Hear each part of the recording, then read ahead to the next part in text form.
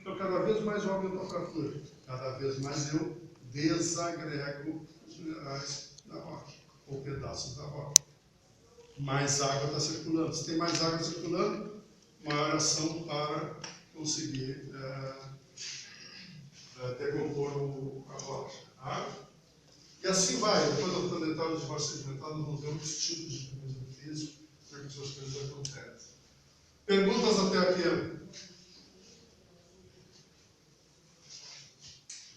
Aquela intervenção que as coifas fazem nas rochas é uma intervenção biológica? Biológica. Ela puxa os elementos que interessam para alimentar a árvore, né? E faz uma troca gasosa ou uma troca de ácidos. Esses ácidos atuam na rocha, decompondo mais ainda. Né? Enquanto a raiz está empurrando, crescendo, ela está fazendo físico, então ela atua das duas maneiras. O biológico sempre atua das duas maneiras, químico e físico. A única diferença é a região de relação. Tá? Bom, eu falei para vocês então que a parte de temperismo pega a rocha e transforma em sedimento. Eu posso pegar uma rocha enorme e transformar em zero, em termos de rocha, e ela virar só sedimento. Argila do rio, que é a zona da fossa. Quando eu estudo uma bacia hidrográfica, eu sempre tenho uma zona de maior energia, que é a zona mais alta, onde vem a água. Depois, perde um pouco dessa energia, porque perde um pouco a definividade. Então, aqui vocês vão ter os grandes depósitos de cascalho. Nessa zona aqui, os depósitos de tamanho-areia. E nessa zona aqui, depósitos de síltio e argila.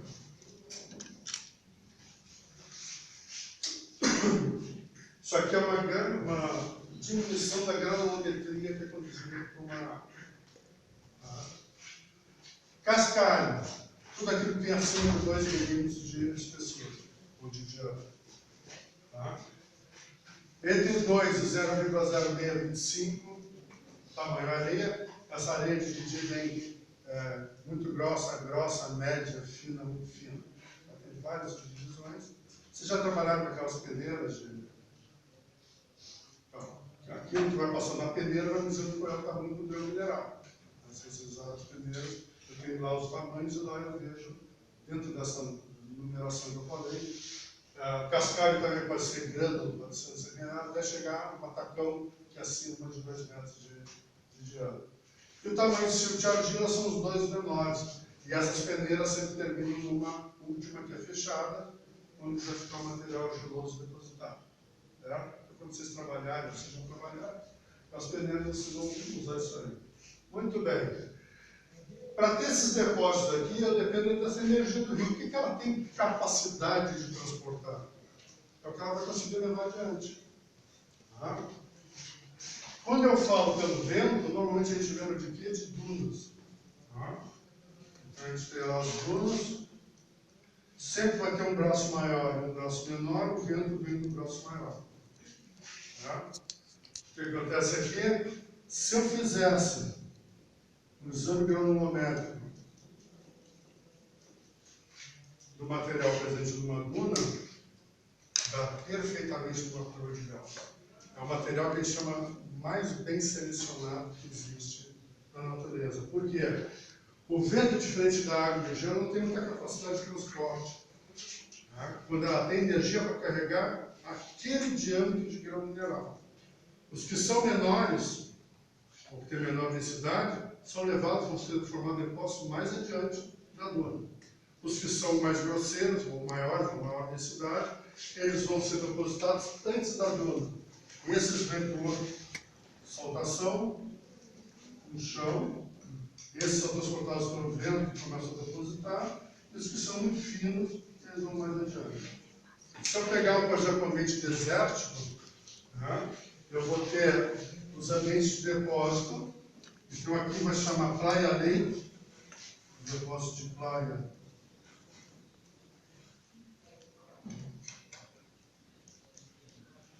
Aqui eu tenho depósitos de dunas, de vários tipos de dunas, e aqui eu tenho os depósitos de cereal. São nomes todos da língua árabe. Tá? Onde tem o maior número de desertos no mundo, que é o nome de lá. Tá? Então, isso vai depender também da energia do vento, mas a feição mais conhecida são as dúvidas e a meteora. Tá? Muito bem. E o gelo? O gelo é muito complicado. Eu preciso ter uma certa inclinação. Eu tenho que ter 2 períodos, um de inverno muito rigoroso, outro não muito. O que acontece quando, se eu chegar na Ushuaia, lá no sul, na Patagônia, o que chamamos de verão, para nós é o inverno, que é bastante fortinho. Tá? Mas o que acontece nesse período? Quem vai absorver temperatura, um pouco de sol que acontece nessa época, são as rochas. E elas vão adquirir esse calor. E aonde a geleira está incrustada, tá, começa a derreter. Então, na verdade, o que eu faço? Eu diminuo o atrito, eu gero um derretimento desse gelo na volta, né, da onde ela está, essa geleira está encaixada, e aí a geleira começa a escorregar. E ela vai escorregar como? Vamos pensar que isso aqui seria de costa, tá? Ela vem correndo e passa, e o gelo vai. Daqui a pouco ele não aguenta, porque não tem mais sustentação aqui embaixo. Quebra, virou iceberg. Vem outro pedaço, quebra, virou iceberg. E assim vai levando gelo para dentro do oceano. Tá? Até vir um período de inverno, para tudo. Ninguém mais anda, ninguém mais faz coisa nenhuma. Mas tem um detalhe nesse iceberg, que é, quando a geleira está andando, está se movendo, ela está, na verdade, uma grande lixa. Ela está arrastando as laterais desse vale onde ela está encaixada e o fundo desse vale. E esse material, restos de rocha e minerais, estão sendo levados na frente da geleira. Quando chega perto da linha de costa, esse material deposita. E vai gerar uma rocha chamada moreina ou morena.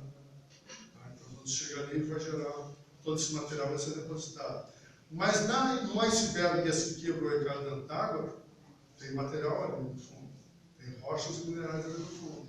Então, à medida que esse iceberg vai derretendo, ele vai depositando no fundo do oceano esse material. Então, a gente consegue, grandes icebergs, a gente consegue descobrir o movimento dele, qual foi o percurso dele, olhando o fundo do oceano, fazendo uma análise e vendo onde é que está o depósito sexual, a trilha dos materiais que estão sendo depositados no derretimento.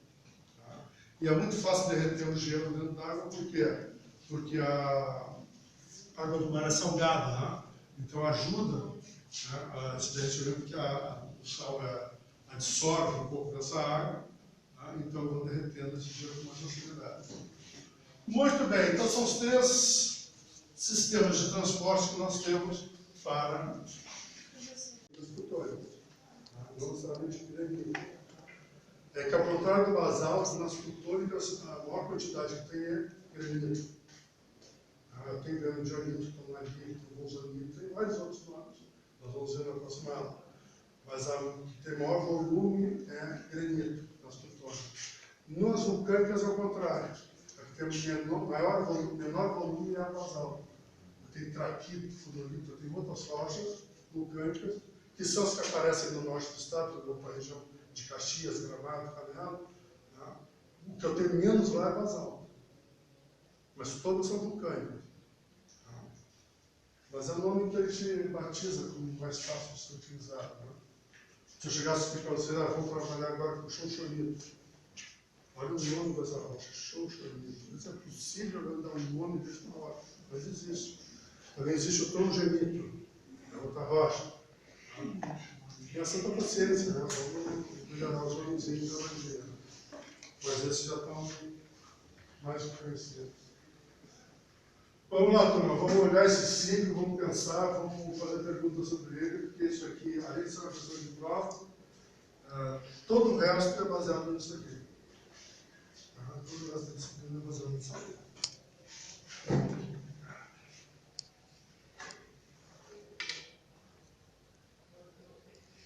Interrupção. E aí parte daquele conduto vulcânico ele meio que solidifica. Quando ele meio que solidifica, o que ele faz? Um tampão com o resto do magma que quer sair. Começa a adquirir pressão de novo. Aí rompe com tudo aqui, ó. Aí assim vai. Petróleo é assim, né? Petróleo, quando a gente faz o furo, é uma desgraça porque ele perde 50% da pressão. Se vocês forem um dia, tem colegas de vocês que já escolheram. Tem uma menina até que está fazendo disciplina lá na geologia para entender melhor para a Petrobras, ser engenheiro de petróleo. Tem dois maneiras de ser engenheiro de petróleo. Ou forma engenheiro de petróleo, que é um curso muito recente no Brasil todo, ou tu entra como engenheiro, aí lá dentro faz os cursos internos para ser engenheiro de petróleo. E aí, uma das coisas principais que tem é justamente a pressão do poço que não pode perder. Se perder, tu tem que compensar com alguma outra coisa. Então, a gente chama, até uma disciplina especial que se chama completação. Vou tentar completar a pressão que perdeu. Nunca consegue, né? Porque é uma progressão geométrica negativa. Vai sempre perdendo pressão. Mas então, o cara que descobrir uma maneira de repor a pressão inteira está milionário. Está milionário. Então, tem teses e teses de doutorado, não sei o quê, só, e grupos de pesquisa inteiros só trabalhando em como repor essa pressão.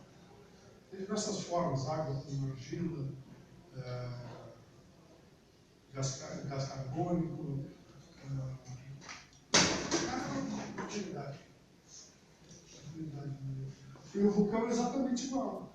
Perdeu pressão, mas ele parou. Vai ficar remoendo aqui lá embaixo, resmungando, porque não consegue mais sair. Aí vai ficando nervoso, vai ficando sob estresse, até que pega a pressão de novo e arrebenta e volta a entrar em erupção. Aí um dia vai perder. Não vai ter mais força, parou a erupção. Professor, e aquela uma rocha, né, que fica aquele cone, aquilo é o magma que você identificou? O cone nada mais é do que entra em erupção e a parte mais densa, que muita coisa é jogada para o ar, aí vem consolidando caindo. Que às vezes vocês vão ver na aula que chama de ejetóide, tá? Ou material piroclástico. Mas a parte da lava ela derrama, tá? E vai formando camadas. Então é como se fosse uma camada sobre a outra. Por isso que eu vou aumentando. Cada vez que entra em erupção, você está aumentando. Altura e largura. A primeira vez que entra em erupção é só um buraco no chão. A primeira vez é complicado. A primeira vez eu tenho magma lá embaixo dando impressão. Estou pegando aqui. Então, como é que a gente monitora isso? Todo o terreno começa a formar uma espécie de bolha. Vai crescendo. Tá? Aí causa uma explosão medonha. Tudo aquilo é jogado para o ar. Tá? E aí, no tempo de duração da Terra, aí nós conversamos isso, que nós temos 15 bilhões de anos para nascer e morrer. Então, os 5 primeiros bilhões são estimados aquela nebulosa, que foi condensando até gerar alguma coisa mais ou menos sólida como a Terra.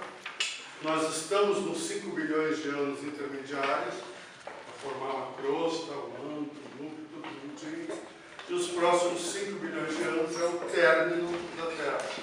Acho que não podemos nos preocupar muito, porque acho que não vamos estar aqui, então também não vamos ficar nervosos com isso. Mas nesse tempo, que é bastante longo, 15 bilhões de anos, nós temos 3 motos contínuos na Terra. 3. O primeiro deles, ciclo dos ventos. A gente não estuda isso muito em geologia, apesar que deveria. Os 2 outros têm muito a ver com a geologia. O ciclo das águas e o ciclo das rochas, que é o que nós vamos ver hoje. Então, o ciclo das águas e o ciclo das rochas vai ser nosso mote nessa disciplina. O ciclo das rochas hoje, o ciclo das águas na segunda parte da disciplina. Então, hoje nós vamos começar com o ciclo das rochas. Muito bem, nós estamos conversando desde o primeiro dia sobre como a Terra, o que era formada, chegamos nos minerais que são basicamente o nosso átomo, a formação das rochas. E quantos tipos de rocha nós vemos que existem? São os tipos de rocha que nós vemos.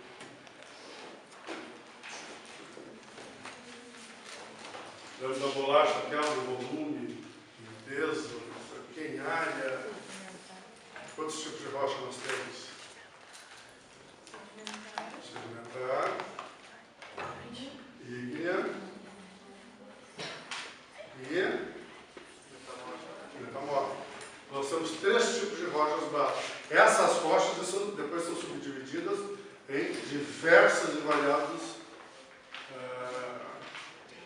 rochas que existem dentro de cada tipo. Tá? Vão depender também de outros fatores que nós vamos ver a partir de hoje ou da próxima aula. Mas hoje nós vamos conversar sobre como é que se formam basicamente esses 3 tipos de rocha. Tá? E por isso nós vamos começar com uma rocha que eu batizo sempre como RQ. O que seria uma RQ? Nós temos as ígneas, sedimentares e metamórficas. O que seria uma rocha RQ? Uma rocha qualquer. Pode ser ígnea, sedimentar ou metamórfica. Só que aqui tem um detalhe. Essa rocha qualquer, ela está aqui na superfície. Ela apareceu aqui na superfície. Por aqueles movimentos que nós vimos de orogênese, a formação de cadeias de montanhas, ou heterogênese, que é aquele equilíbrio na vertical sobre o manto. Tá? O equilíbrio grosso-tamano. Certo? Então, por esses movimentos, essas rochas são formadas a muita profundidade ou baixa profundidade, com muita pressão ou baixa pressão, muita temperatura ou baixa temperatura, um dia acaba aparecendo aqui na superfície, ou não. Vai depender de como ela vai acontecer a geologia naquela região. Tá? Bom, e o que caracteriza essa rocha qualquer que está aqui na superfície? Ela simplesmente está em desequilíbrio com o meio em que foi formada. Imagine se nós agora fôssemos teletransportados, assim como nós estamos vestidos, ou para a Antártica ou para o deserto do Saara. Nos dois nós estaríamos muito mal. O deserto ainda seria mais fácil no início porque a gente ia tirando roupa. Até não aguentar mais também de calor. E na Antártica está faltando um bocado de roupa para a gente ficar lá parado. Então nós estaríamos em desequilíbrio naqueles ambientes. Certo? Essa rocha também está em desequilíbrio. E ela começa a sofrer, então, uma coisa que se chama intemperismo.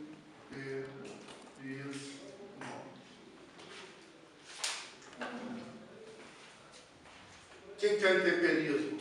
O nome hoje até que não seria muito bem aceito, se fosse montar hoje essa palavra. Intemperismo vem das intempéries. Chuva, vento, tudo acontecendo sobre a rocha. No entanto, é muito mais do que isso. É muito mais do que isso.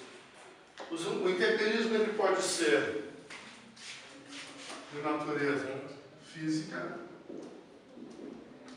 química ou biológica.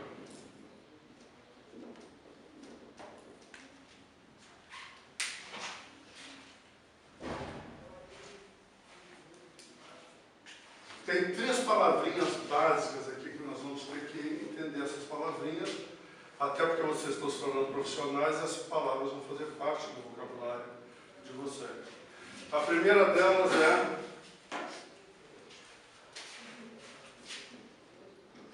degradação. O que acontece com uma estrutura que vocês construíram há 50 anos atrás? Começa a degradar. Começa a sofrer o efeito do tempo, do próprio peso dela sobre ela mesma, etc, etc. Só que aqui no nosso caso a rocha sofre uma degradação que é feita por desagregação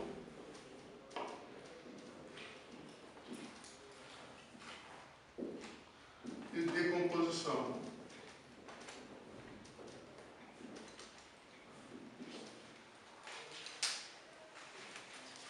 O intemperismo físico, a ideia dele principal é desagregar, é separar os grãos da rocha. Tá? Nós vimos lá bem no início, quando está estudando ondas sísmicas, que o que comanda a velocidade da onda sísmica é a densidade de uma rocha. Quanto mais denso, ou seja, quanto mais próximo estiverem os grãos minerais, maior a velocidade da onda sísmica. E a ideia aqui no temperismo é separar esses grãos, tá? É, de alguma maneira ir soltando. O que acontece quando começa a soltar um grão do outro? Simples, eu tenho caminho para a água. E a água vai fornecer, então, o principal componente da decomposição. A decomposição, a ideia é, vamos supor, eu tenho feldspato, que é o mineral mais abundante na crosta. Mas ele foi formado, forjado numa fábrica, lá em profundidade, a uma temperatura e uma pressão típicas, que agora de superfície não aguenta mais.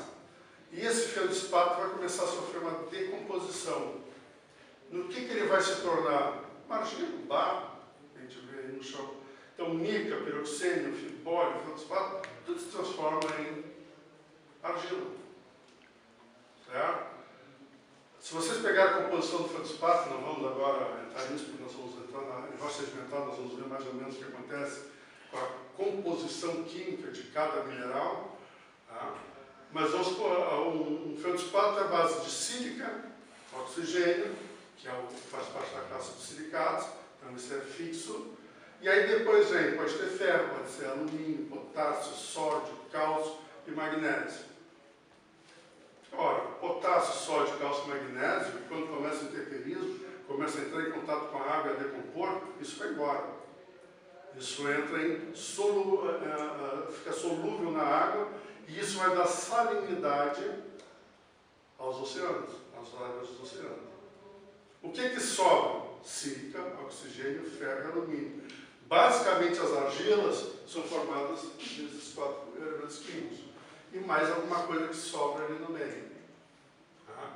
A argila vai ser muito complicado para vocês que forem se especializar nessa área de materiais para construção e tudo mais, porque a argila é complicadíssimo de estudar. Primeiro, eu preciso do microscópio eletrônico para entender que a argila eu tenho. Segundo, tem vários testes. O professor Alfredo, se ainda estiver trabalhando aqui com vocês, for fazer a disciplina dele, vai fazer vários testes com argila para vocês verem qual é a consistência daquele solo para várias finalidades. Uma estrada, luta de barragem, etc, etc. Então se prepare porque a argila é complicada. Mas a argila que eu estou falando aqui, esse barro, nada mais é do que colocando agora esse mineral nas condições aqui que nós estamos.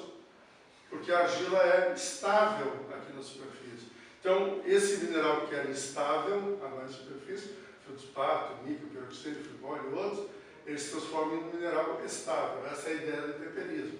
Deixar as coisas ficarem mais tranquilas nesse novo ambiente.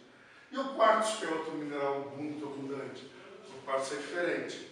Ele não sofre decomposição. O quartzo, no máximo que acontece com ele é ser desagregado e depois de um outro fenômeno que vai acontecer aqui, ele vai começar a diminuir o tamanho de grão.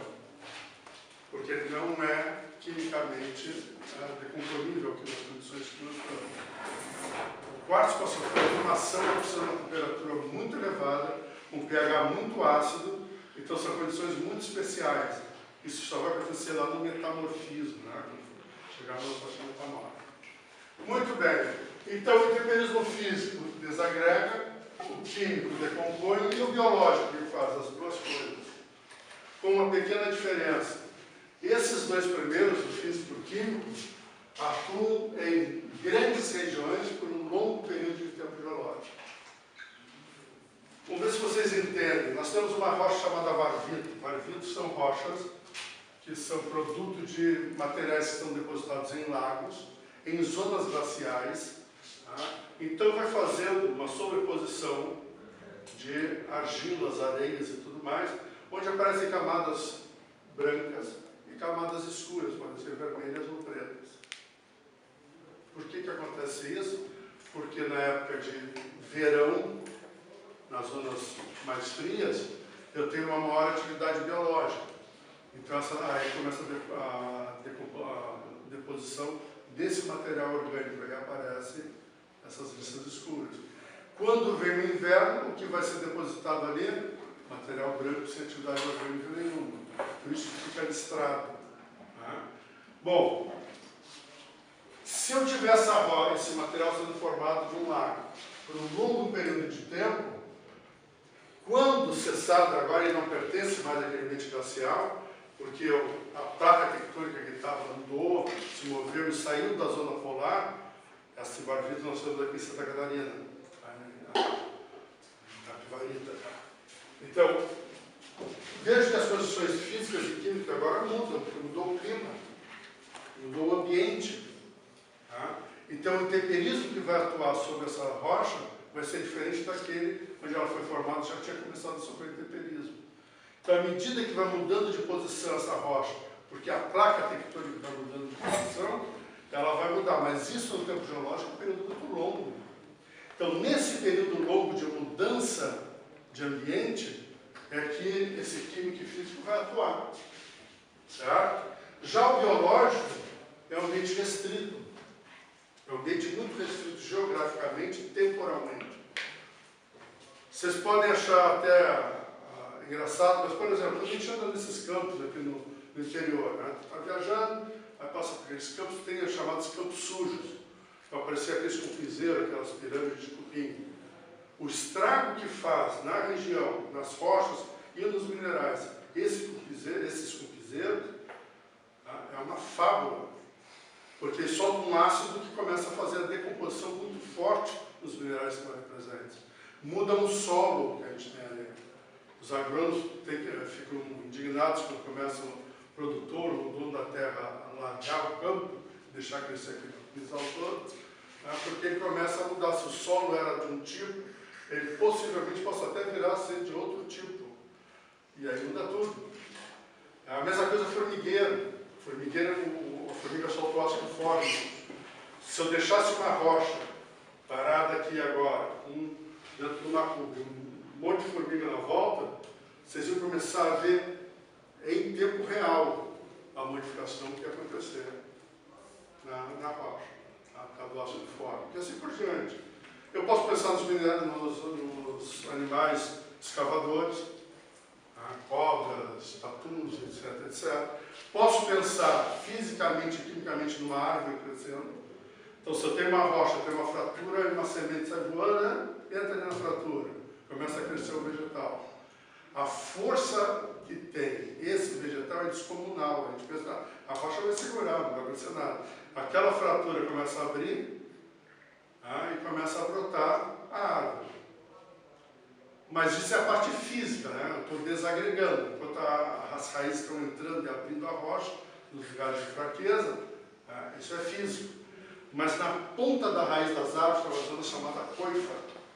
E ali tem uma troca de gases orgânicos, para ela poder se alimentar, poder colocar seiva em circulação para a árvore crescer. Essa troca de gases orgânicos, ou ácidos orgânicos, também destrói a rocha ou destrói os minerais. Só que, de novo, isso é localmente, isso é restrito geograficamente. Agora, o físico-químico não, são áreas enormes, pode ser uma placa tectônica inteira, um país inteiro. Vamos pegar a Amazônia. Qual é o clima da Amazônia? Todo aquele, além da vegetação exuberante e tudo mais, toda aquela região está numa zona tropical, está sofrendo uma ação. Eu vou baixando, vem o que é o cerrado, é outra ação. Porque que pese ser tropical, mas não é tropical úmido, é tropical seco. Vou vindo para o sul, vou chegando numa zona de clima temperado, já muda, ou subtemperado, temperado não tem no Brasil. E entro para a Argentina, o sul do Uruguai, clima temperado. E assim, até chegar no subpolar, na região da Patagônia. Sedimento nada mais é do que são partículas da rocha ou de minerais, que agora estão soltos, pode entrar em circulação, porque muitas vezes vem bebidos em água. Então é material solto, é a base do nosso solo. Então, quando eu falo em sedimento aqui, eu estou falando de solo, só que não é o solo estruturado aqui dos agrônomos, nem o solo que vocês estão procurando assim exatamente para fazer uma obra em cima. Qualquer coisa que está solto. Então, leito de rio, praias. Nós estamos aqui nessa região toda da parede costeira sobre sedimento, nós não temos rocha. Desde que sai ali da região da cascata para baixo, da Embrapa, mais ou menos, em direção ao litoral aqui, só tem sedimento. A rocha vai afundando, afundando, é a base dessa bacia sedimentar. Então, a mesma rocha que tem lá no Capão do Leão, lá no campus, que a gente olha, lá vem por baixo, ali no campo está a 40 metros de profundidade, aqui está na faixa de 150 a 200 metros de profundidade. Quando eu chego lá do outro lado da laguna, quando eu chego em Bojuru, por exemplo, São José do Norte, eu já estou a 300 metros de profundidade com a rocha. Então vai afundando essa rocha até ela não existir mais, até ela sumir, né? Começa outro tipo de rocha, na base, na bacia. E por cima é sedimento. Esse sedimento é que depois vai dar origem às rochas sedimentares, como nós vamos ver depois. Tá? Mas antes, uma coisa que eu esqueci de falar aqui sobre o temperismo físico. Como é que eu desagrego, na verdade? Tem várias maneiras de desagregar. Por exemplo, uma fratura que tenha na rocha, tá? Eu posso estar numa zona que seja fria, então de noite a água congela, de dia escorre por dentro da fratura. De noite congela, de dia descongela. O que acontece com a água quando ela congela? Aumenta o volume um pouco? Aumenta o volume, em cerca de 4%. Tá? Então vejam que a cada gelo e degelo, isso pode ser dioturnamente, em zonas altas, nos Andes, por exemplo, de noite congela a água e de dia ela descongela. Então vejo que 365 dias por ano, 24 horas por dia, aquela água congela, expande e descongela. Congela, expande, então cada vez mais eu aumento a fratura, cada vez mais eu desagrego os minerais da rocha. Para vocês, então, que é a parte de temperismo, eu pego a rocha e transformo em sedimento. Então, eu posso pegar uma rocha enorme e transformar em zero, em termos de rocha, e ela virar só sedimento. Argila, areia, cascalho, o que vocês pensarem, em tamanho de grão. Tá? Ora, se esse material está solto, está disponível ali no meio, nós temos a possibilidade de ele sofrer o quê? O transporte.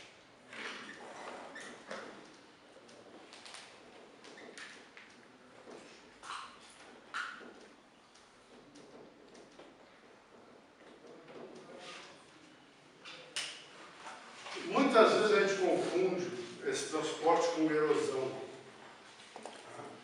O transporte em si é simplesmente a possibilidade desse mineral, ou desse elemento químico, ou que sobrou ali da rocha ser transportado.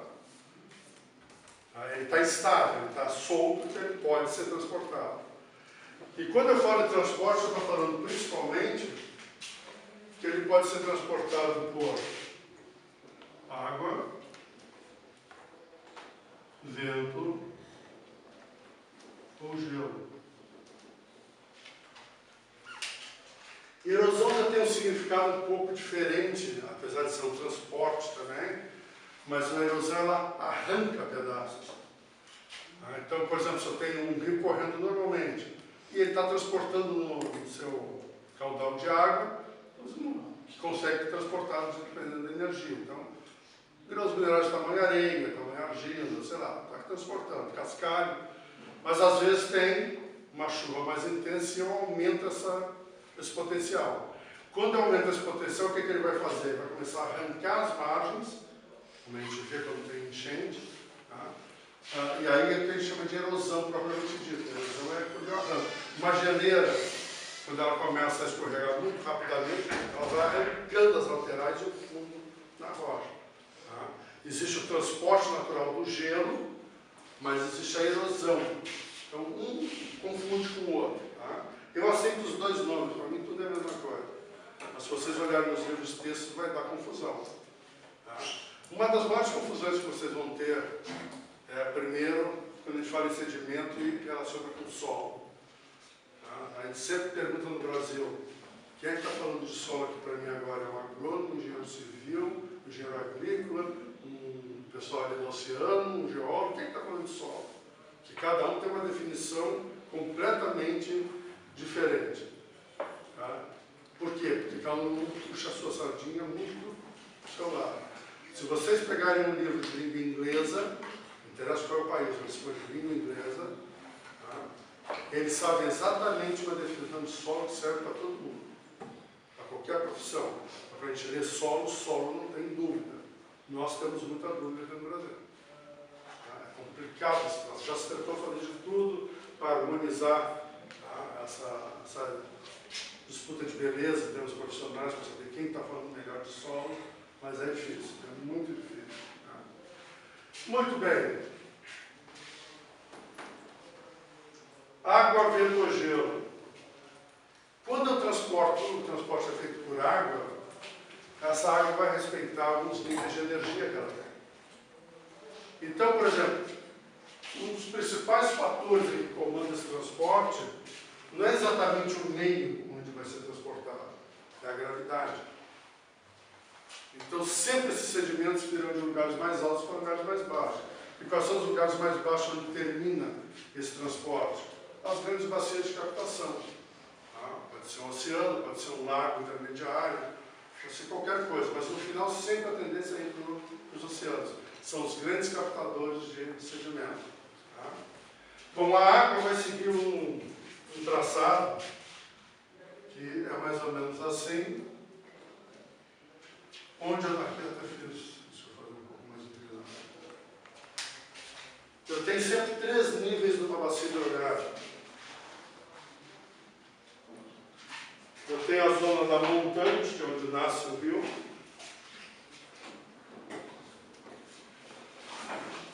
E tem a zona da jusante, que é a zona da foz. Quando eu estudo uma bacia hidrográfica, eu sempre tenho uma zona de maior energia, que é a zona mais alta, onde vem a água. Depois, perde um pouco dessa energia, porque perde um pouco da atividade. Então, aqui vocês vão ter os grandes depósitos de cascalho. Nessa zona aqui, os depósitos de tamanho areia. E nessa zona aqui, depósitos de silt. Os efeitos do fato de sair lá do seu ambiente de formação gera degradação da rocha por desagregação e decomposição. Com isso, eu vou conseguir ter os sedimentos que são restos dessa rocha, ou minerais, ou rocha, ou pedaços de rocha. Esse material está solto, muitas vezes embebido em água, né, e começa a sofrer o transporte. Olha, sem saber, o transporte vai de zonas mais altas para zonas mais baixas. Então, na verdade, aqui, ele vai para uma coisa que se chama bacias de captação. Muito bem. Com isso, vai começar um processo de acúmulo. Vamos imaginar que a gente tenha a nossa bacia sedimentária aqui, isso aí é o Oceano Atlântico, e aí eu tenho que começar a ter período, gerar sedimento, e esse material é transportado para dentro da sua bacia. Tá? E começa a acumular lá no fundo. Se você imaginar isso aqui como um rio, o que eu estou fazendo nesse rio? Eu estou assoreando o rio. Esse material está sendo degradado das rochas. Certo? Muito bem, então a nossa bacia está recebendo esse material. Ora, vai chegar um momento onde essa camadinha que está aqui embaixo vai dizer assim, pessoal, chegou, não aguento mais. Vamos parar de ficar em cima de mim aí, que eu estou aqui, que eu não consigo nem respirar. Por quê? Ela está começando a sofrer uma pressão muito grande. E ela começa a sofrer agora os efeitos dessa pressão e vai se transformar em algo mais sólido. A verdade que eu estou fazendo aqui é uma aproximação dos grãos minerais de novo. Então, eu tinha a rocha, soltei tudo, agora eu estou aproximando esses grãos minerais. Existem 12 modos de fazer esse sedimento virar uma rocha. Essa primeira rocha que nós vamos ver. Nós só vamos tratar de 2 maneiras aqui, porque as outras são geológicas demais para o nosso convívio. Tá? Então vocês vão entender bem essas 2, que tem muito a ver com vocês. A primeira delas é a compactação. Estou compactando aquele material. Né? É o que vocês fazem na terraplanagem, lá quando querem fazer uma obra, né? Vocês vão compactar o terreno para ter menor número de espaços entre os sedimentos, entre os grãos minerais que estão aí presentes. Isso faz a natureza. Tá? Ora, o que acontece, por exemplo, quando eu tenho uma esponja saturada em água, põe aqui em cima da mesa e aperto? O que acontece?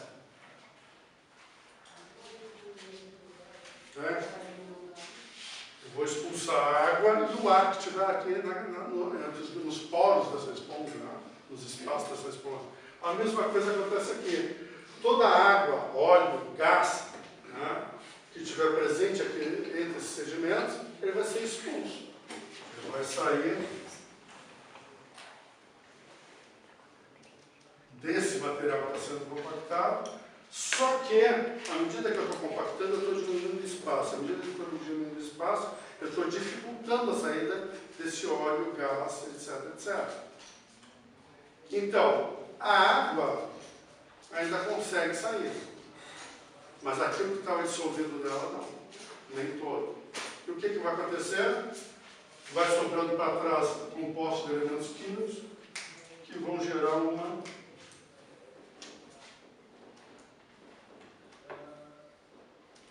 cimentação.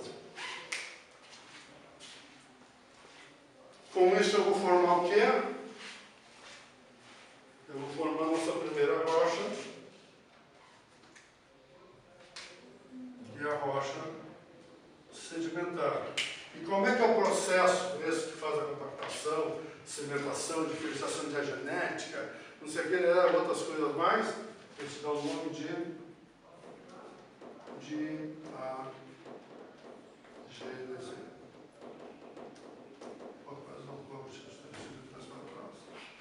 Diagênese. Então, isso aqui é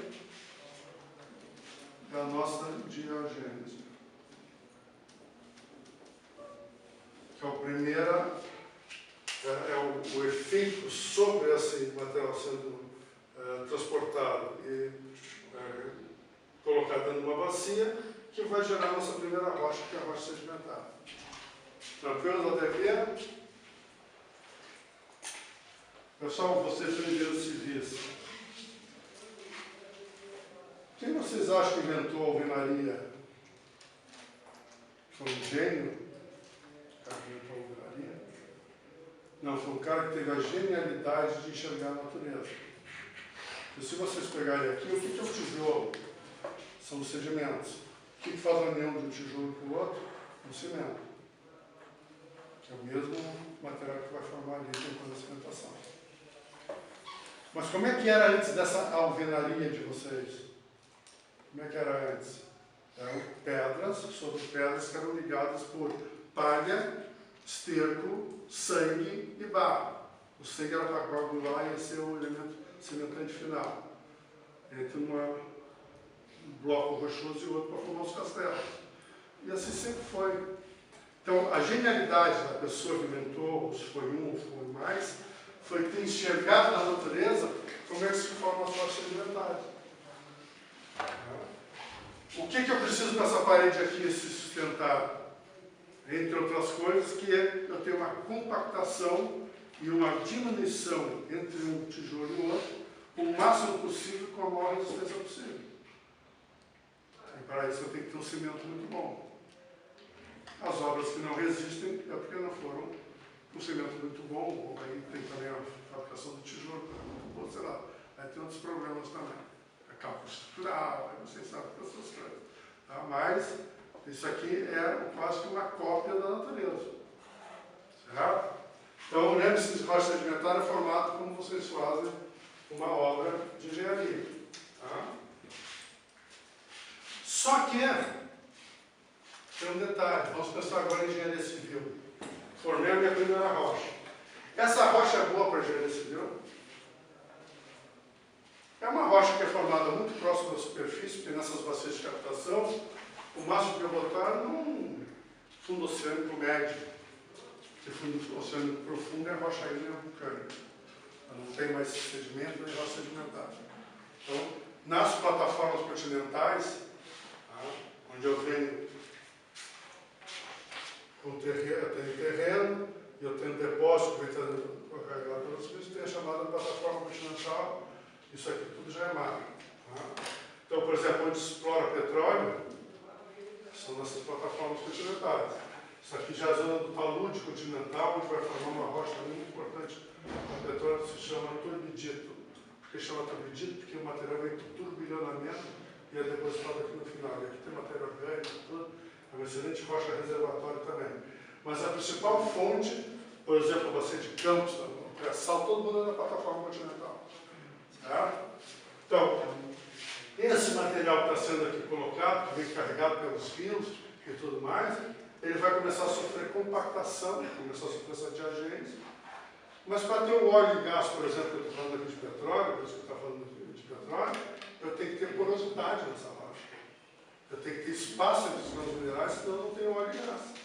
O óleo e gás não está no bolsão, no buraco, ele está entre os grãos minerais, assim como a água subterrânea. Não está num buraco com água. Essa água está entre os grãos minerais. Então é uma rocha que, mesmo depois de compactada, expulso algumas coisas ali de dentro, ar, óleo, gás, os gases, qualquer fluido, ainda sobra muita porosidade. Então, para a construção civil, tem que tomar muito cuidado no uso dessa rocha. Tá? Então, a rocha sedimentar. Sedimentos vocês vão usar muito, né? Cascalho, argila, areia, isso vocês vão usar muito. Rocha sedimentar, nem tanto. Não tem rocha sedimentar boa aqui. A não ser uma que é muito importante para a construção civil. Calcário, que gera o cimento. Da onde a gente faz o cimento. Tá? Um outro uso muito grande que tem, por exemplo, são os arenitos, né, que são rochas sedimentares, para usar em bordas de piscina. A pessoa não queimar o pé, não ficar muito quente, então se usa os arenitos na volta de piscinas, por exemplo, ou em passeios públicos, onde eu quero ver o mínimo possível de radiação, que as pessoas possam caminhar tranquilamente. Porém, o desgaste é muito grande nessa rocha, porque ela é muito friável. Aí eu consigo tirar os grãos de areia do arenito com a unha. Só começar a raspar que começa a soltar tudo. Então não é uma rocha muito resistente para algumas finalidades da engenharia civil, ou para a maioria dela. Não é ideal. Muito bem, perguntas, dúvidas? Até aqui. Formamos a nossa primeira rocha. Faltam dúvidas. Essa rocha é boa para a construção civil? Hein? Essa rocha é boa para a construção civil? Não. De jeito nenhum. Ela gera coisas boas para a construção civil, mas não para ser utilizada diretamente na construção civil.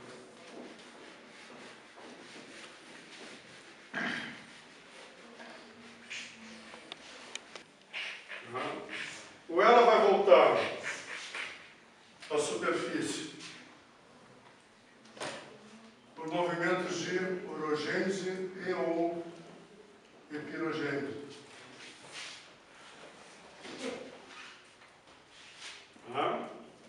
Ou ela vai continuar lá em profundidade e pode sofrer uma coisa que a gente chama de metamorfismo.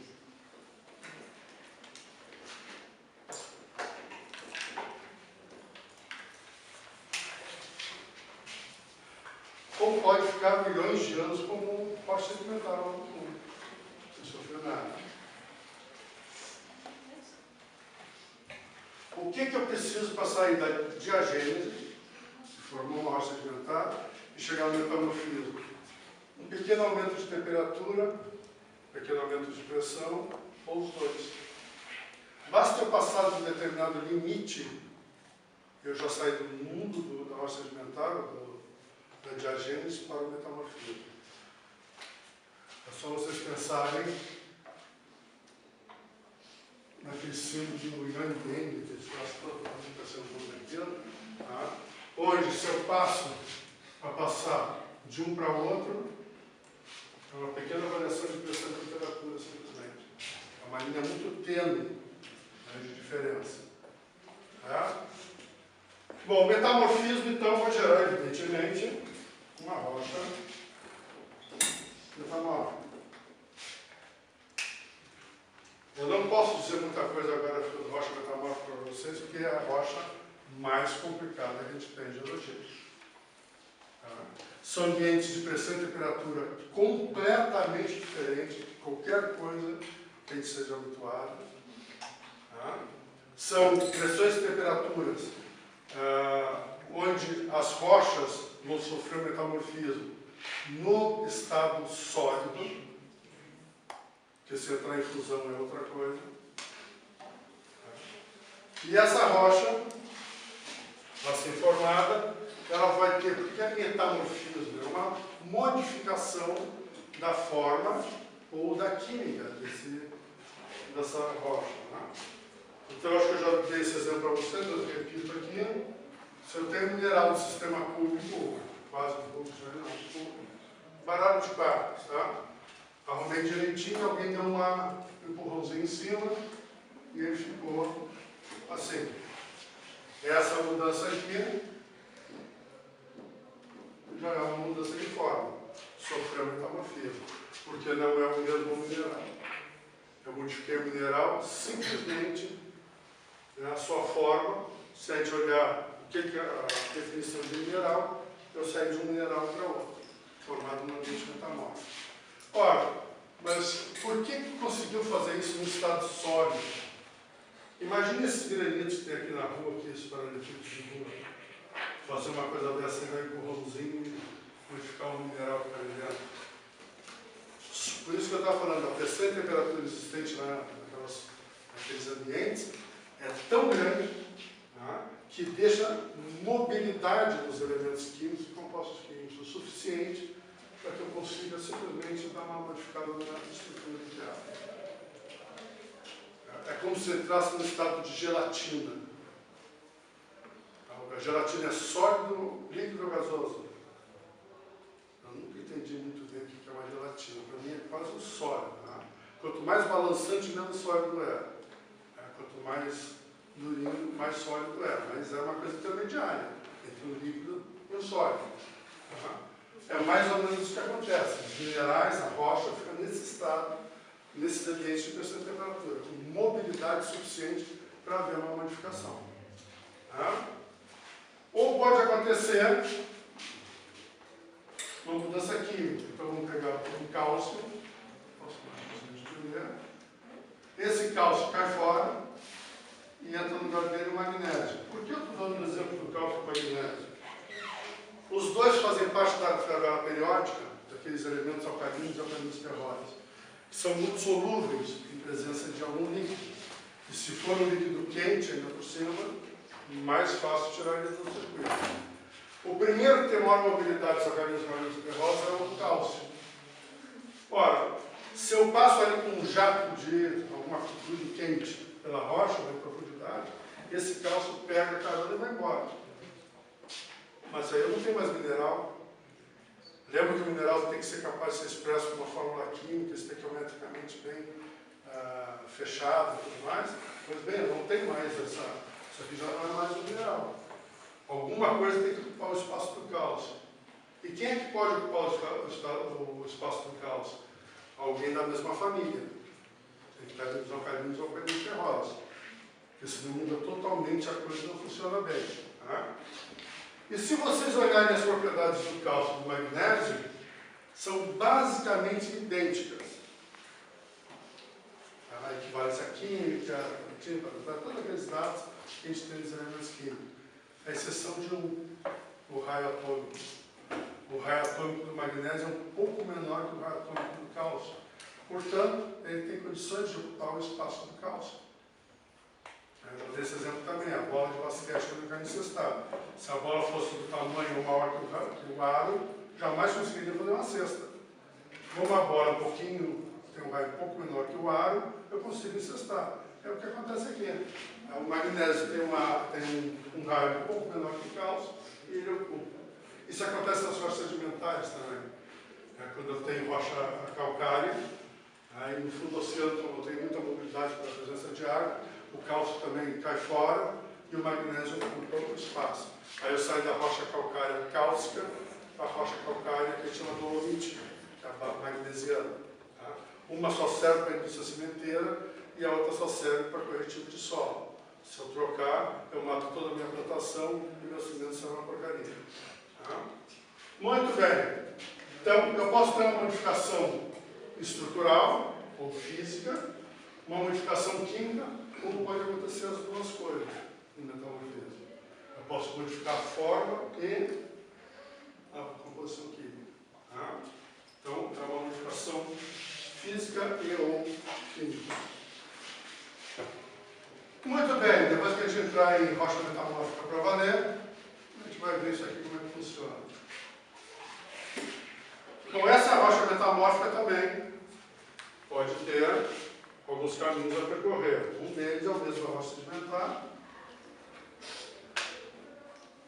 Ir para a superfície. O outro vai continuar sofrendo aumentos de pressão e temperatura, mas aqui a rocha metamórfica tem um terceiro caminho.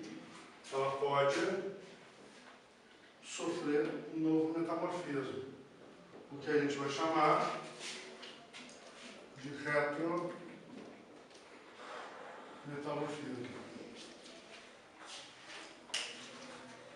Uma rocha metamórfica sendo metamorfizada. Tá? Muito bem, se eu continuo por aquele caminho ali, de aumento de pressão e temperatura, lá pelas tantas, não vai aumentar esse material, evidentemente, com aumento de pressão e temperatura, e vai entrar em fusão. Fusão, o que é? Magma.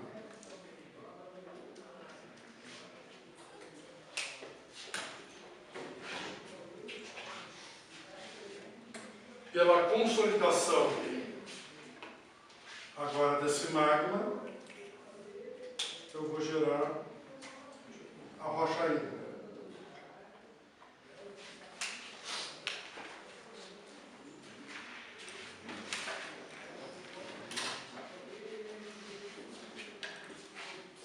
E essa rocha ígnea pode ser de dois tipos.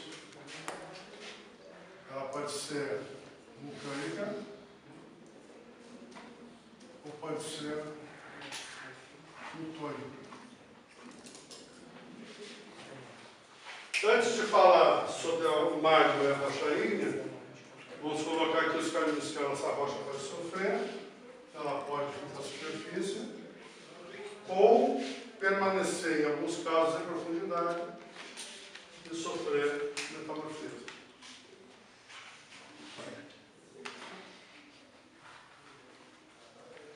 Antes de falar de rochas ígneas, perguntas até aqui. O ciclo já está feito ali. Esse basicamente é o ciclo das rochas. Então sai lá de qualquer um dos três tipos de rochas, vem em superfície, vem sofrendo deterioro, sedimentação, gera sedimento, transporte, cai numa bacia, começa a sofrer diagênese, gera rocha sedimentar. Essa vai para a superfície ou continua em profundidade e começa a sofrer mais ação de pressão e temperatura. Chama de metamorfismo. Gera rocha metamórfica. Essa também pode ir para a superfície ou continua aumentando a pressão e temperatura e entra em fusão ou ela mesmo sofrer metamorfismo. Gerou fusão, gera uma coisa chamada magma. Esse magma resfriando gera rocha ígnea. Se essa rocha ígnea pode ser vulcânica ou plutônica, dependendo da situação que nós vamos falar agora. E o caminho dessa rocha ígnea é ir para a superfície ou sofrer metamorfismo em profundidade. Teve a rocha ígnea, ela está numa bacia. Mas? Aquela da rocha ígnea, ela está numa bacia hidrográfica? Não. Como se fosse? Ali depois que está na bacia hidrográfica, ela fica sedimentar. Não, todas elas, quando vão para a superfície, vão virar primeiro sedimento. Depois é que vão virar rocha sedimentar. Destrói, tu vai destruir qualquer uma das três, quando chega na superfície, vão ser destruídas. Vão ser degradadas. Aí vai gerar, todas elas vão gerar sedimento aqui na superfície. Ou seja, não tem mais rocha ígnea, não tem mais sedimentar, não tem metamórfico, não tem nada. A partir da possibilidade de sofrer transporte, ser captado, sofrer de agentes, eu começo o ciclo de novo, gerando a primeira rocha sedimentar. E eu não tenho como de uma rocha sedimentar chegar a uma rocha ígnea sem passar por metamorfismo. Eu não tenho como uma rocha ígnea gerar uma rocha sedimentar se eu não passar por intemperismo. Eu só tenho condições aqui desses caminhos que nós mostramos. Rocha sedimentar ou vai virar sedimento de novo, ou vai continuar em profundidade e gerar metamorfismo, gerar rocha metamórfica. A rocha metamórfica ou vai gerar sedimento, ou vai entrar em fusão, ou vai ser metamorfizada. E a rocha ígnea ou vai sofrer metamorfismo, ou vai gerar sedimento. Veja que esse sedimento, por exemplo, quando eu destruo uma rocha ígnea, por exemplo, lá para o intemperismo, ele vai se misturar com restos de rochas sedimentares, de rochas metamórficas, que também sofreram intemperismo na região. Eu não tenho sedimento de um único tipo de rocha. Né?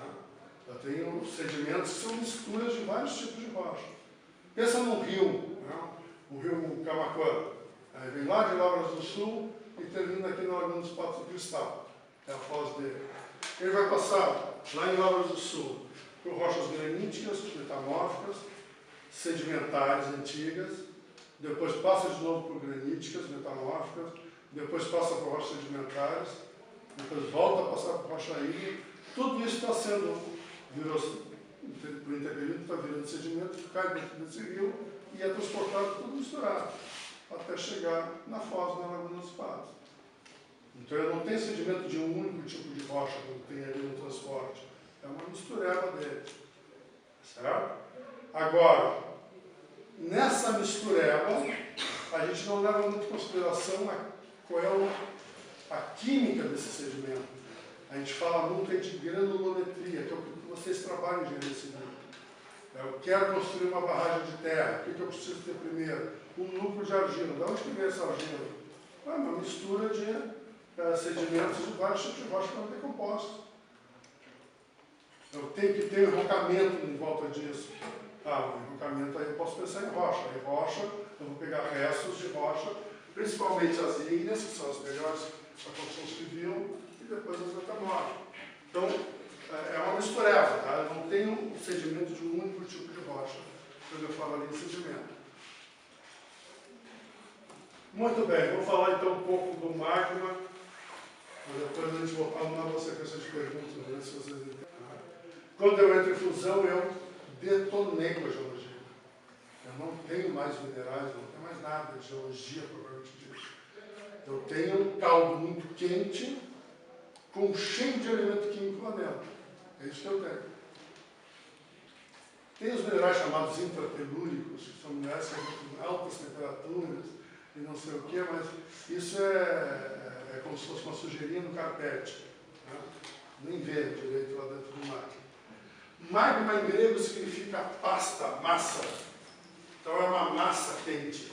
Se vocês quiserem tomar macarronada na Grécia, é o magma.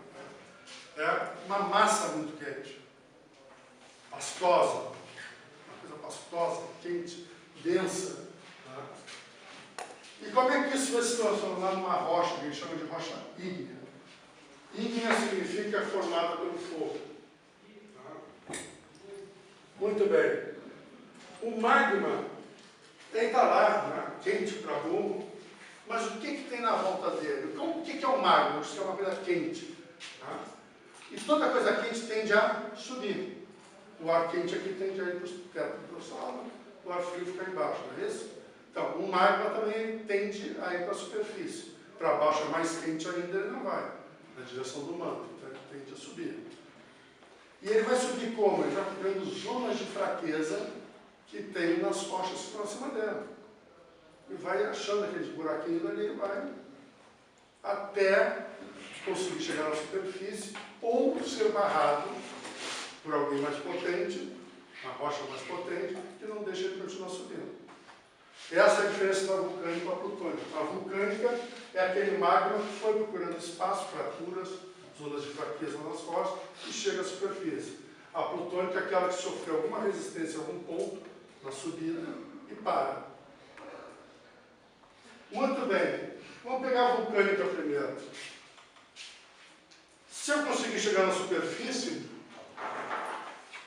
eu já consegui ter um choque térmico do cão. Né? Porque imagine a seguinte situação. O magma tem de 600 a 1700 graus Celsius. A rocha vulcânica, o magma, quando chega na superfície, ele vai perdendo calor no caminho e chega por volta de 600 a 800 na superfície. Esse nome magma vai receber um outro nome quando chegar na superfície. Esse nome vai ser lava. Qual é a diferença do magma para uma lava? A lava é o magma que perdeu os constituintes voláteis. Ora, quando explode o vulcão em erupção, todos os gases e a maioria deles são vapor d'água, 95% é vapor d'água, se perde para a atmosfera. Então, quando ele perde esses constituintes voláteis, ele passa a se chamar lava. Então, a diferença é só essa, das duas constituintes voláteis, o magma perde as constituintes voláteis.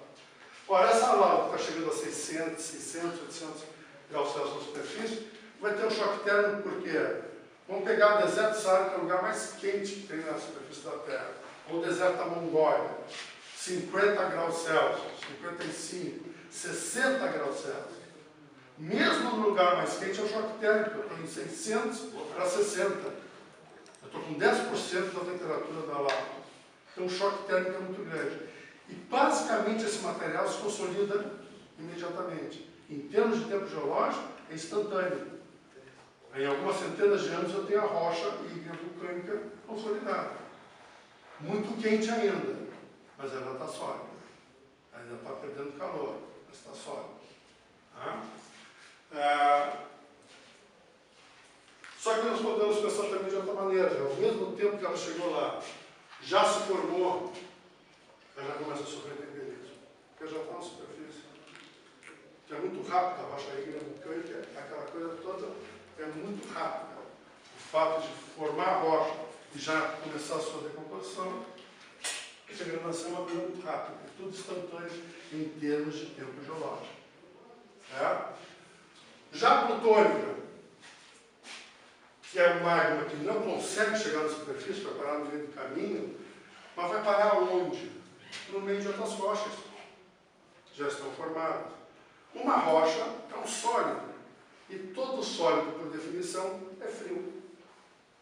O que vai começar a acontecer agora é uma troca de calor. Ela tem o magma jogando temperatura para a rocha, que chama de rocha encaixante, e a rocha encaixante diminuindo a temperatura porque está roubando calor do magma. E aí eu começo a consolidar esse magma e transformando numa rocha ígnea plutônica. Exemplo típico de rochas vulcânicas é o basalto e plutônica, o granito. Esse paralelepípedo de Roma aqui, aquela massa que tem de rochas lá na região do Capão do Leão e tudo mais. Certo? Então, a união dos grãos minerais aqui é tão forte que a gente não consegue fazer nada. Até para tirar uma amostra da pedreira é muito complicado. A gente quase destrói o pulso para tirar uma amostra. É a complexidade dessa rocha. Já as rochas metamórficas vão depender de que tipo de rocha ela é oriunda. Se é de uma sedimentar, de outra metamórfica ou de uma ígnea. Ela vai ter propriedades muito semelhantes às rochas que lhe deram origem. Por falar nisso, um outro nome para vocês irem gravando.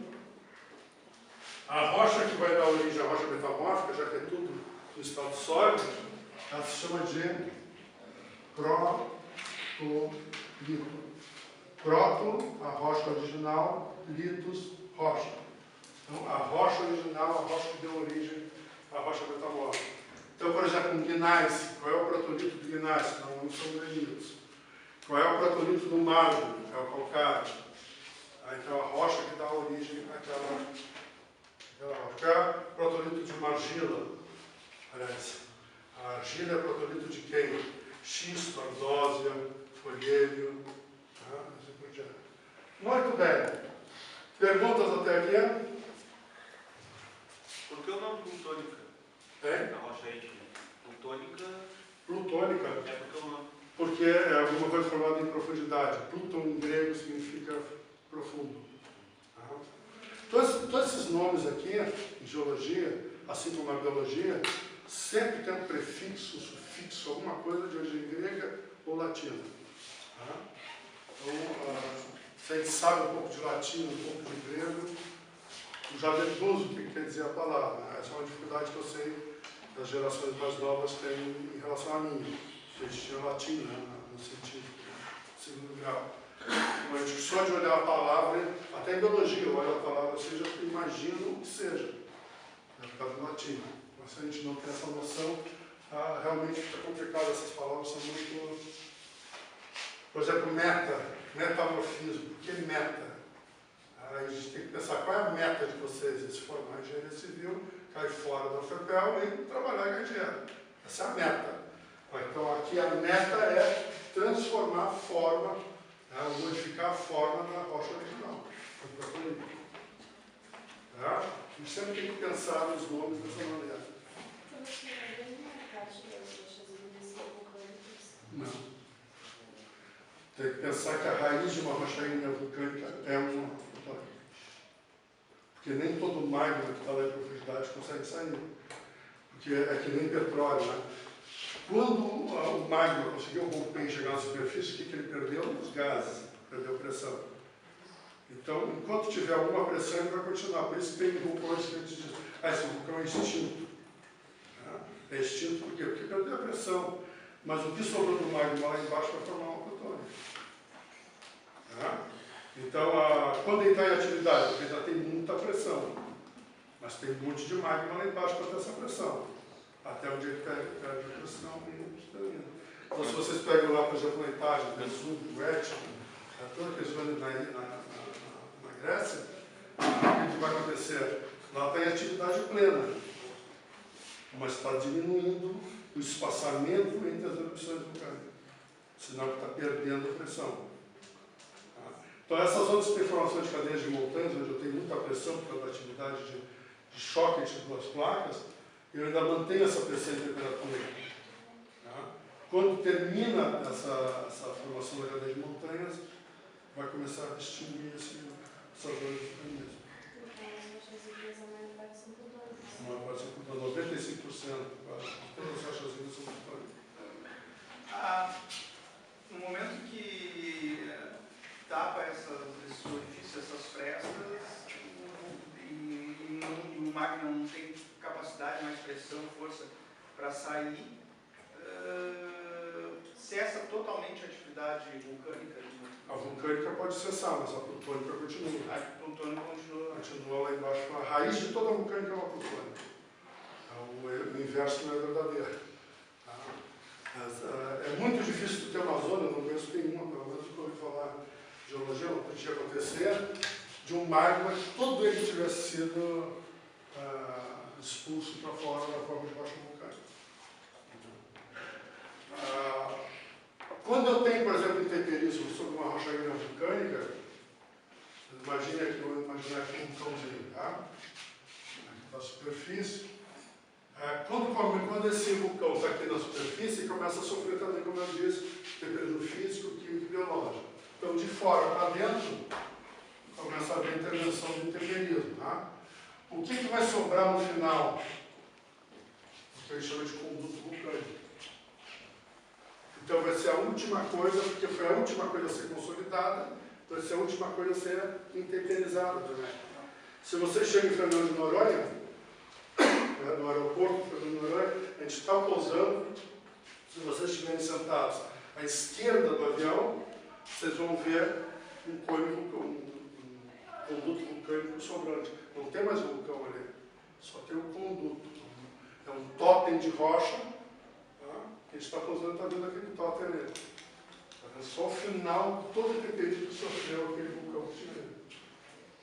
Se vocês já olharam fotos de Fernando Lourenço, tem as duas gêmeas, né? Essas duas costas muito parecidas, que outros dão outros nomes para essas duas costas, mas eles chamam das duas gêmeas. São dois condutos vulcânicos que sobraram também. Então, a ilha de Fernando Noronha é muito bom porque é uma aula de geologia, né? A gente olha assim, consegue ver os condutos vulcânicos, os vulcões, as crateras, né? Todas elas preservadas. Então, dá para estudar muito bem. Perguntas? Vamos lá. Qual exemplo o senhor deu de rocha plutônica? Basalto. Basalto. Quando a gente estudar a rocha ígnea, que é a partir da próxima aula,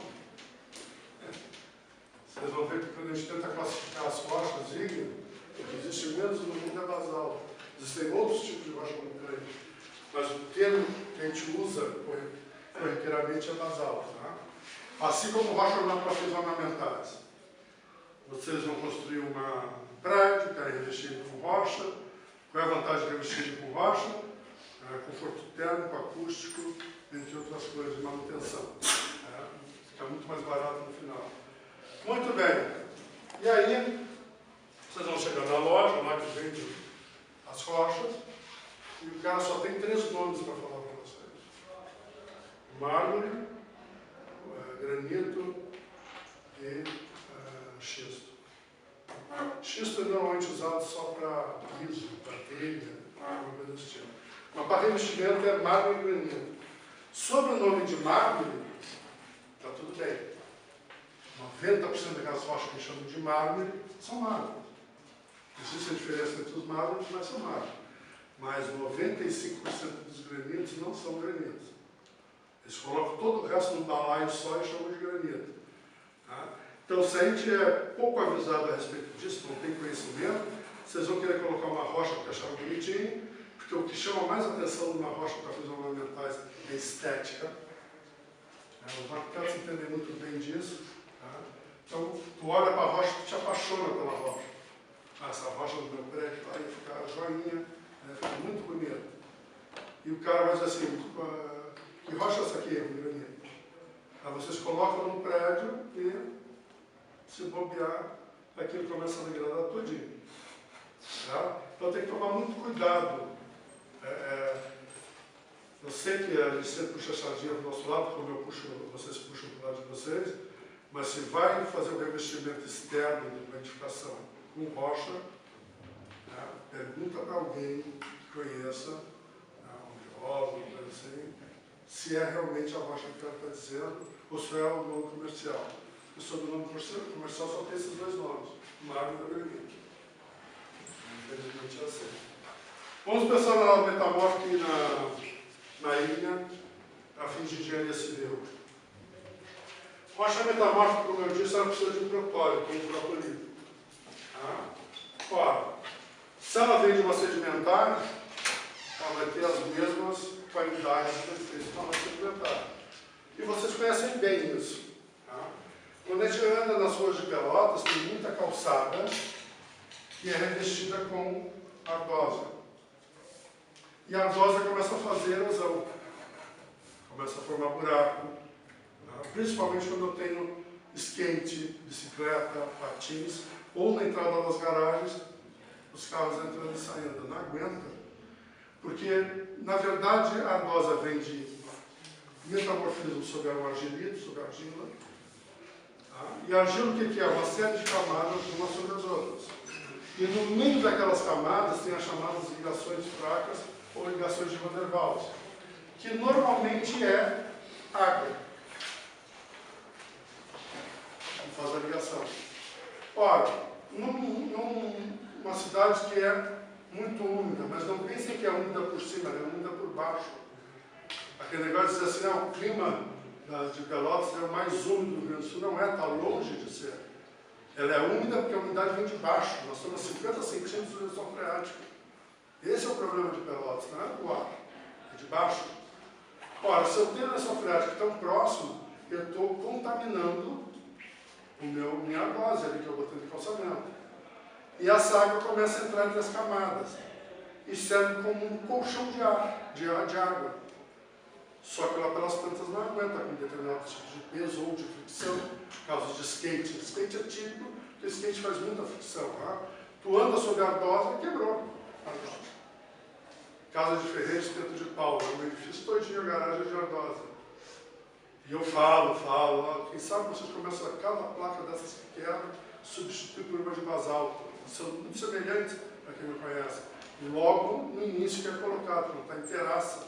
A ardosa, para quem é leigo, acha que é basalto e ardosa é a mesma coisa.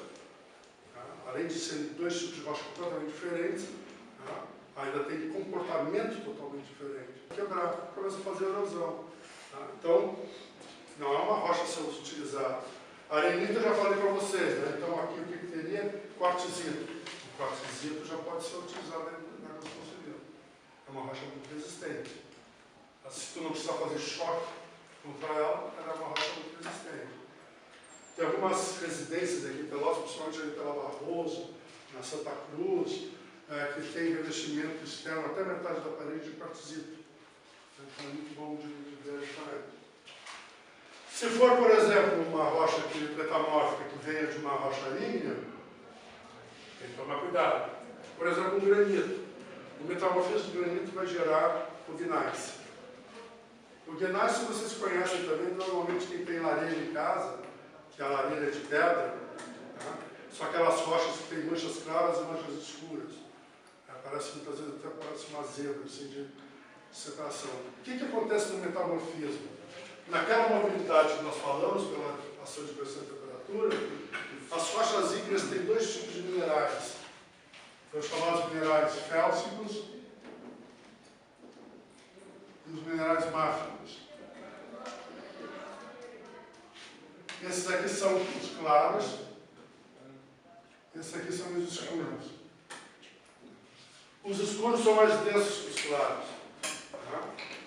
Como é que a gente sabe disso? A gente usa o bromoforme, tá? Que é um composto químico, coloca numa cuba, tá? Destrói, desagrega toda a rocha e joga dentro dessa cuba. Os minerais que vão ficar flutuando são félsicos, normalmente são os claros, os que afundam são os máficos. Por isso que a gente diz que todo mineral máfico tem densidade maior que 2,83, o mineral félsico menor que 2,83 de densidade.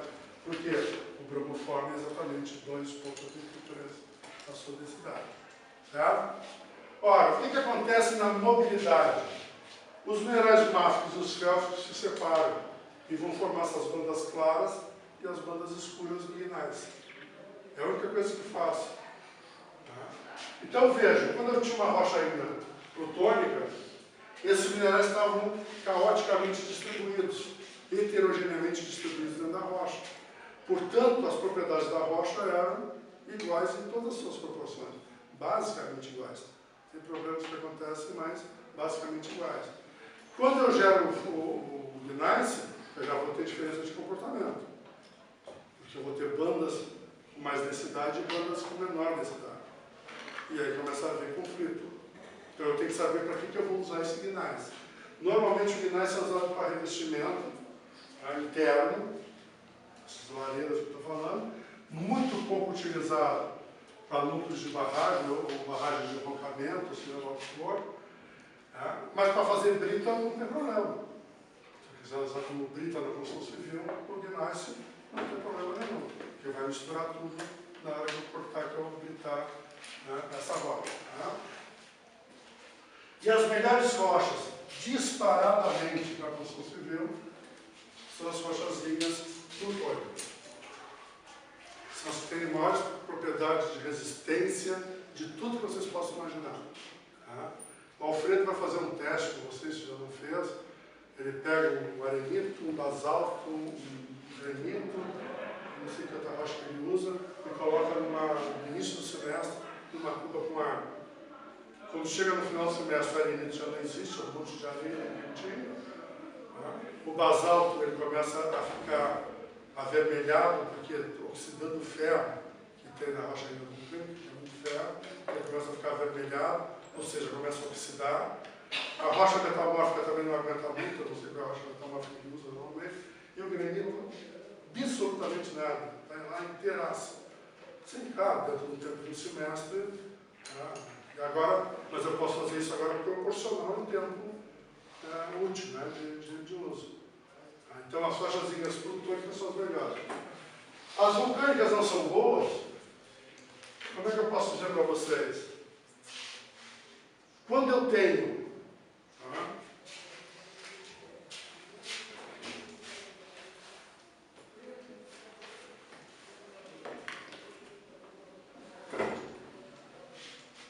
um pedaço de rocha, um terraço, ou ele desagregado, quem é que vai resistir mais ao tempo para se decompor?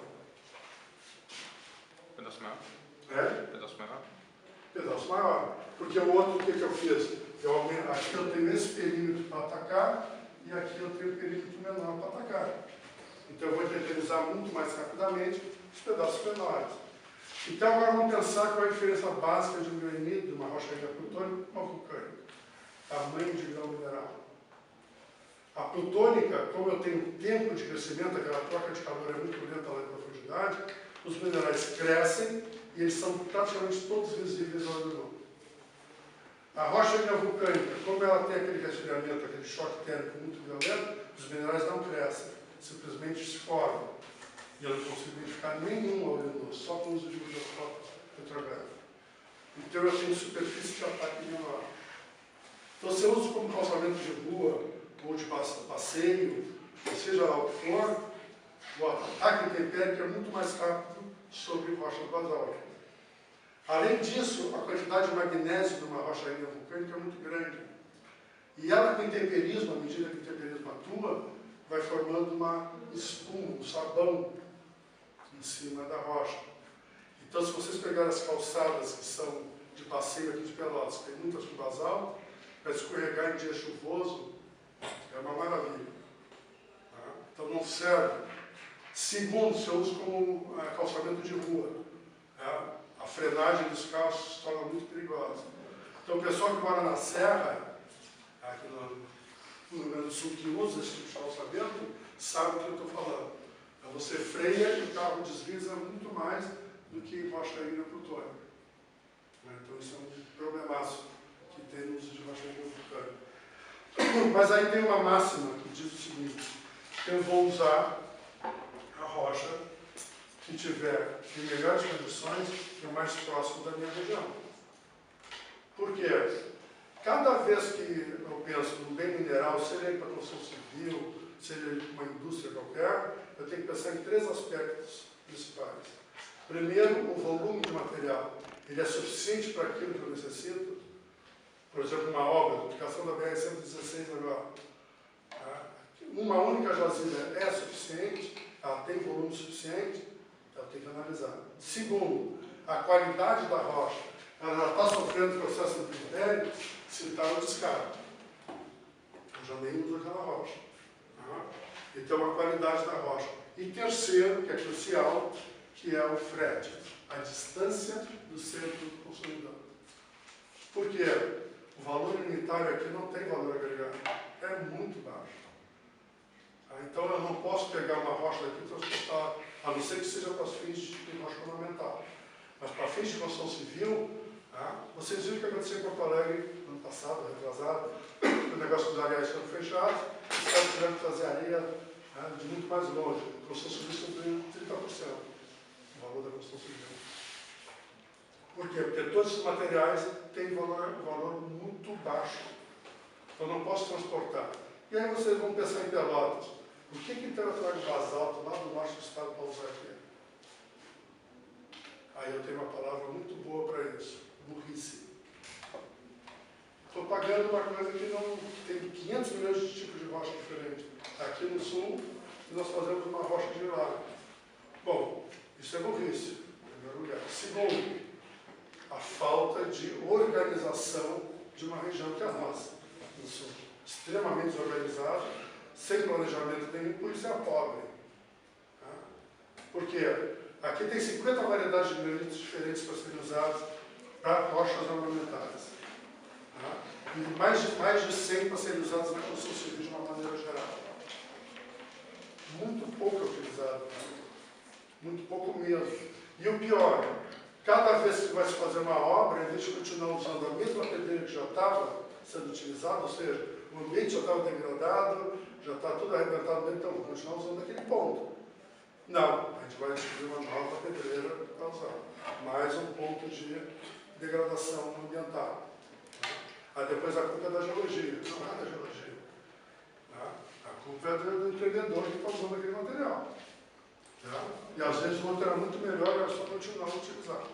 Então, tudo isso tem que ser levado em consideração. Volume, qualidade e frete. Se eu não pensar nesses 3 componentes, eu estou mal. Muito mal. Posso pensar nesses 3 componentes, inclusive quando eu penso em minerais metálicos. Eu quero colocar, por exemplo, lá em Carajás, tem a fábrica de beneficiamento do ferro que é extraído de lá. Ele está perto.